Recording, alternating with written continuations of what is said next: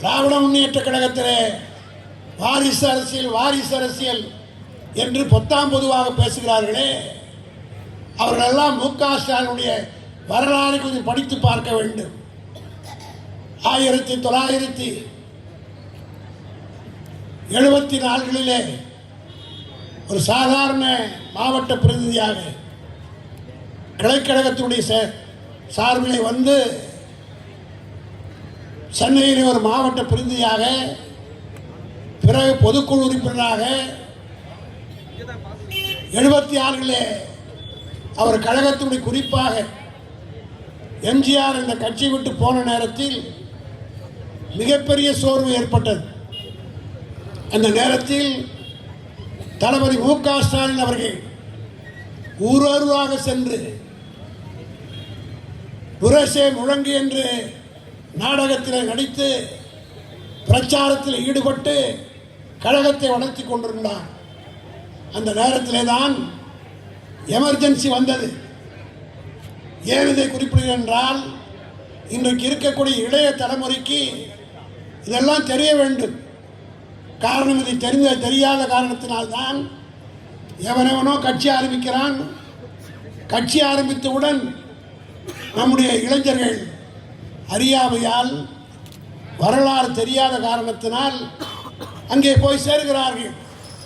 நம்முடைய தலைவர் எப்படிப்பட்ட வரலாற்றுக்கு சொந்தக்காரர் என்பதை நீங்கள் எல்லாம் புரிந்து கொள்ள வேண்டும்.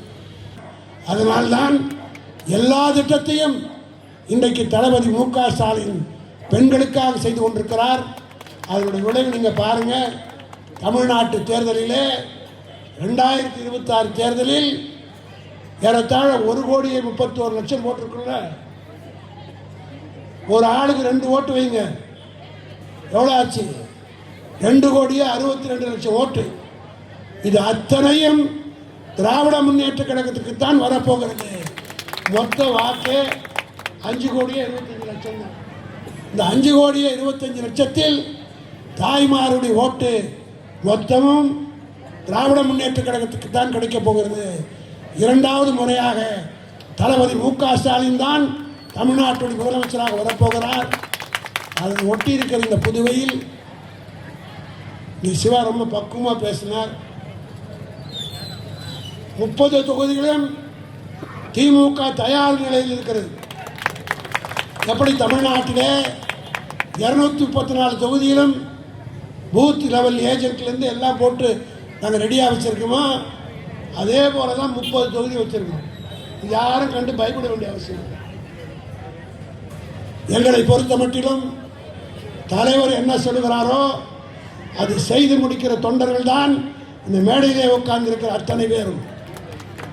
என்ன உத்தரவு போட்டாலும் சரி, அதை செய்து முடிக்கக்கூடிய ஆற்றல் திமுக தொண்டனுக்கு உண்டு. ஆனால் அதே நேரத்தில் புதுவை மாநிலத்தில் திமுகவுடைய தொண்டன் விரும்புவது நிச்சயமாக நடைபெறும் என்பதை மட்டும் நான் மிகுந்த பணிவோடு தெரிவித்துக் கொள்கிறேன்.